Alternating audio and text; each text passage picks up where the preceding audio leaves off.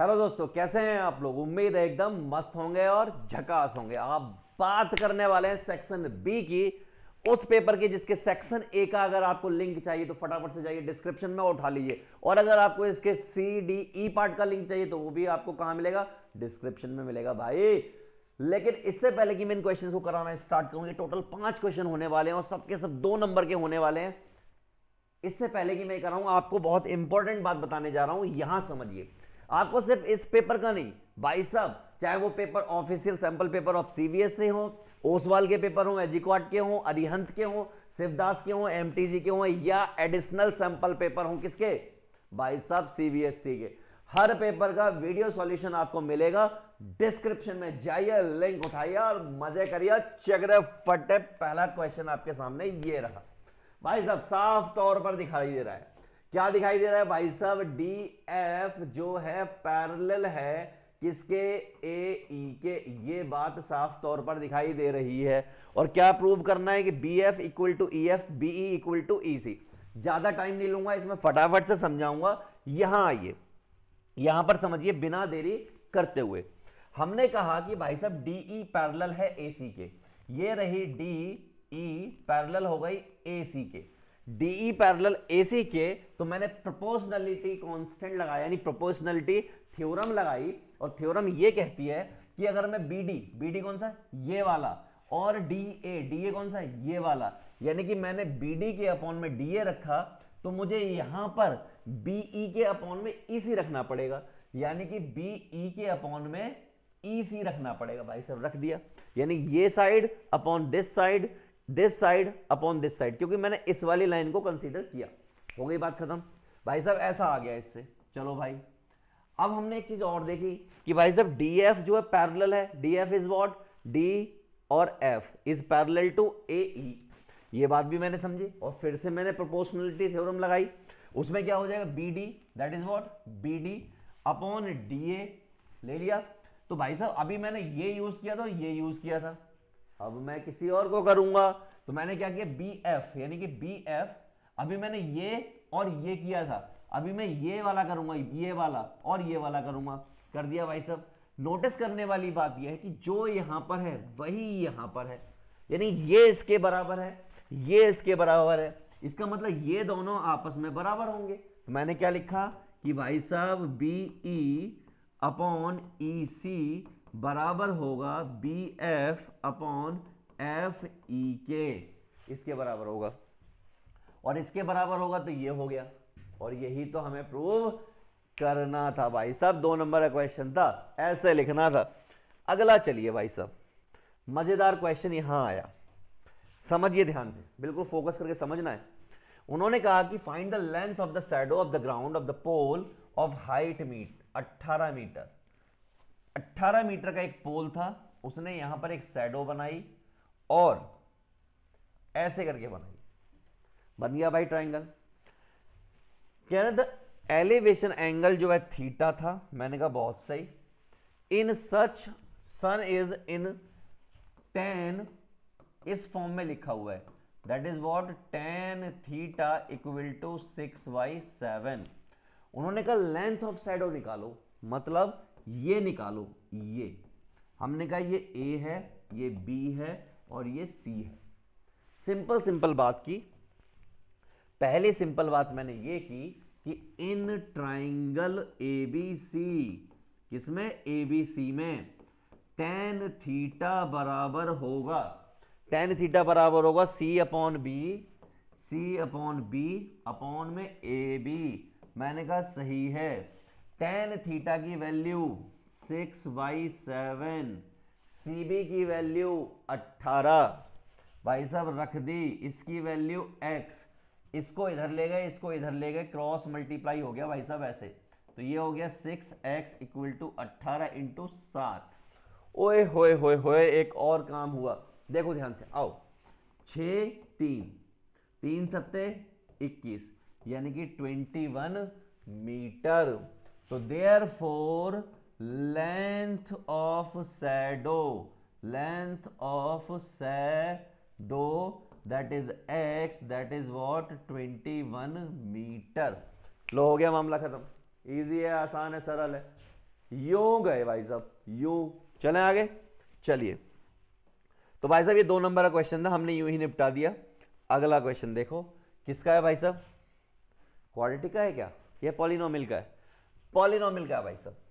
उन्होंने दिया हमें, गिवन लिखिए पहले, गिवन, ध्यान से देखिए, मैं आपको बताना चाह रहा हूं, बहुत ध्यान से देखना है, हर एक क्वेश्चन को फोड़ना है, ठीक है? आ जाओ। तो ये हो गया आपका पी एक्स बराबर एक्स स्क्वायर माइनस के plus 6x plus 2 times 2k minus 1।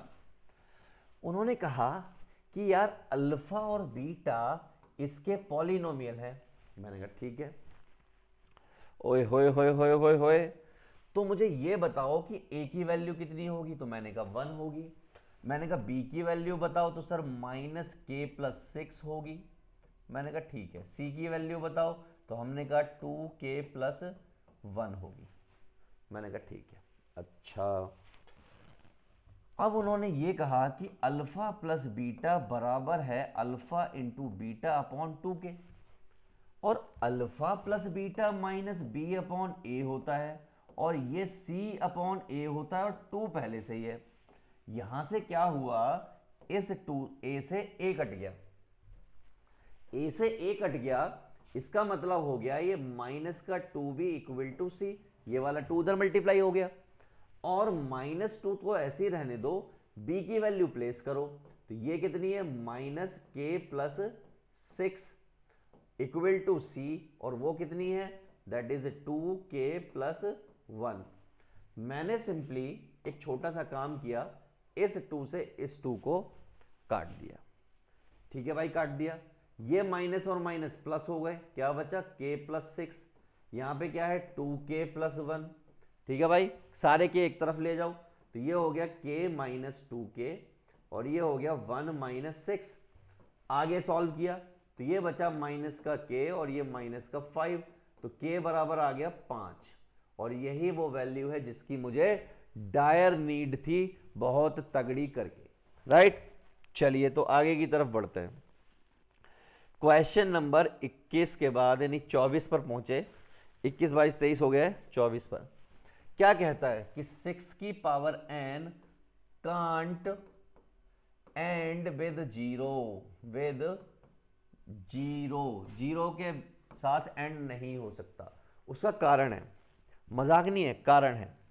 ध्यान से देखो, ये लिखा हुआ है 2 इंटू 3 की पावर n, इसका मतलब 2 की पावर n इंटू 3 की पावर n। आपको मालूम है 2 and 3 both are prime number, both are prime number, और इनका फैक्टर सिर्फ और सिर्फ 1 होता है, यानी खुद ही अपने आप में खुद और 1 फैक्टर होता है। तो ये दोनों कुछ भी पावर ले आओ, आपस में मल्टीप्लाई होके कभी भी जीरो नहीं ला सकते। तो therefore they can't come with zero in and. तो भाई बात खत्म हो गई।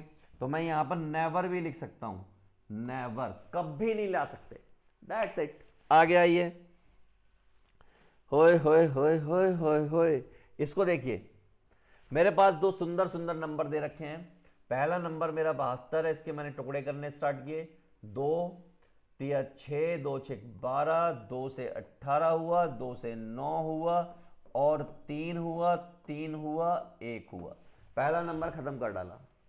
दूसरा नंबर है मेरे पास 120, 2 से 60 हुआ, 2 से 30 हुआ, 2 से 15 हुआ, और 3 से 5 हुआ, और 5 से 1 हुआ। मैं इन दोनों नंबर के फैक्टर्स को यहां लिख रहा हूं आपके सामने। मैंने लिखा 72, दैट इज इक्वल टू 2 2 2 3 3।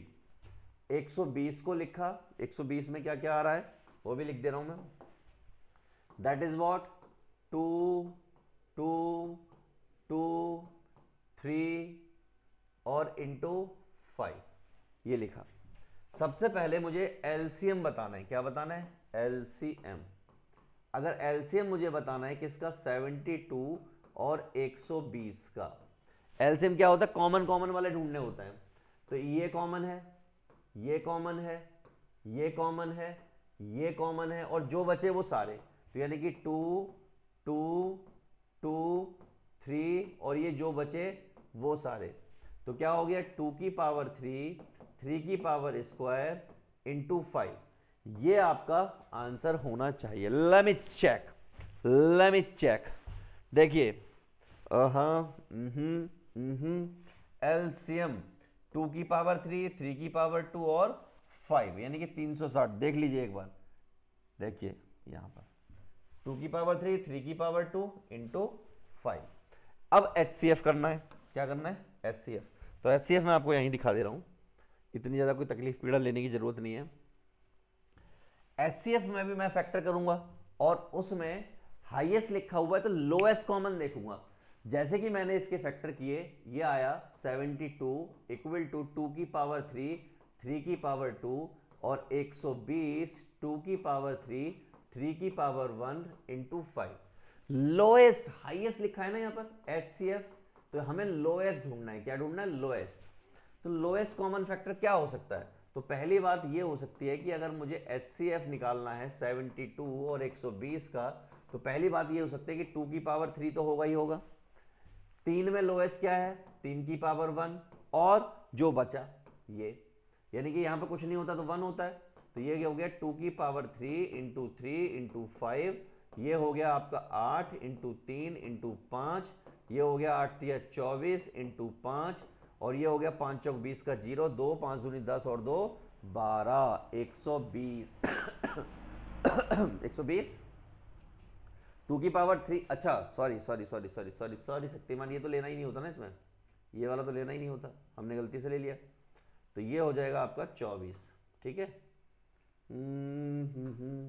तो ये हो गया 8 इंटू 3 दैट इज व्हाट 24, ये आपका एचसीएफ आ गया। तो एलसीएम में आपको हाईएस्ट ढूंढना होता है और एचसीएफ में आपको लोएस्ट ढूंढना होता है। टक टक, चलिए आगे बढ़ते हैं। 25वां क्वेश्चन आपके सामने है। 25वें क्वेश्चन में क्या कहा गया है, ध्यान से पढ़िए। कह रहा है if a number is added to twice of its square. कह रहा है एक नंबर है, ये ऐड किया गया, किसमें ऐड किया गया स्क्वायर करके ट्वाइस, और ये किसके बराबर हो जाता है 21 के बराबर हो जाता है।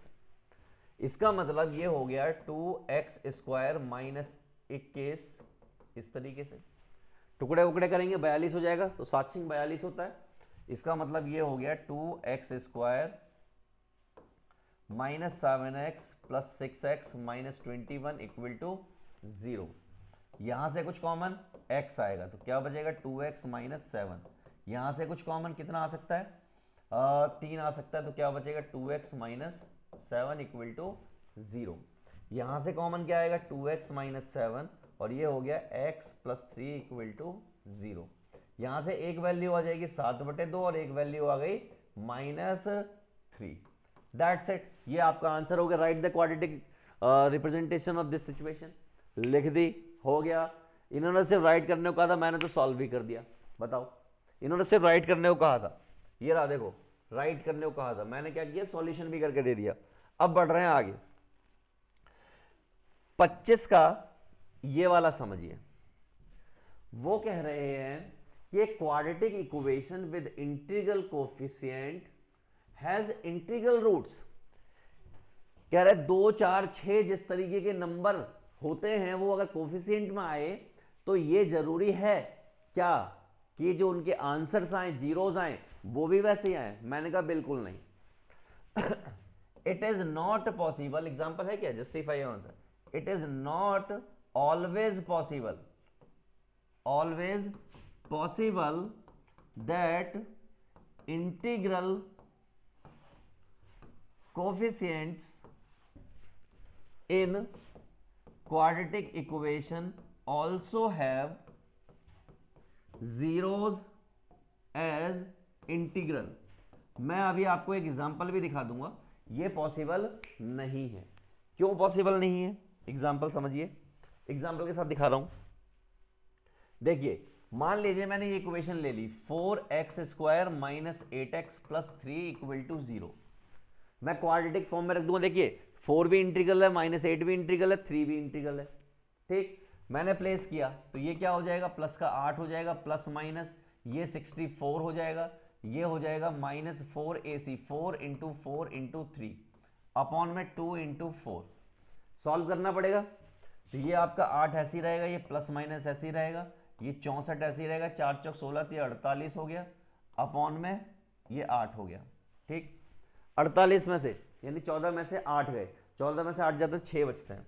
This is 8 plus minus that is what 6, यहां बचा 1 अपॉन 8। यहां से दो बातें होंगी, पहली बात समझिए 8 प्लस 4 अपॉन में 8 और 8 माइनस 4 अपॉन में 8, 8 4 12, 12 अपॉन में 8 और यहां हो गया 4 अपॉन में 8। इसको सॉल्व किया तो ये हो गया 3/2 और इसको सॉल्व किया तो 1/2। क्या ये इंटीग्रल है? नहीं है भाई साहब, ये तो फ्रैक्शन है।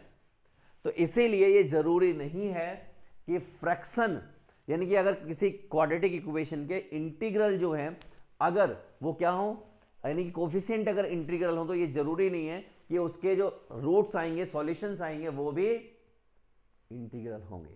राइट बच्चा party? So this is all about section B जो हमने पूरी तरीके से फिनिश कर दिया है। आपको आगे का सेक्शन भी मिलेगा, जाइए डिस्क्रिप्शन में अभी के अभी वहीं पड़ा हुआ है, यूज कीजिए, मजे कीजिए और एग्जाम की तैयारी कीजिए। चलिए, ऑल द बेस्ट।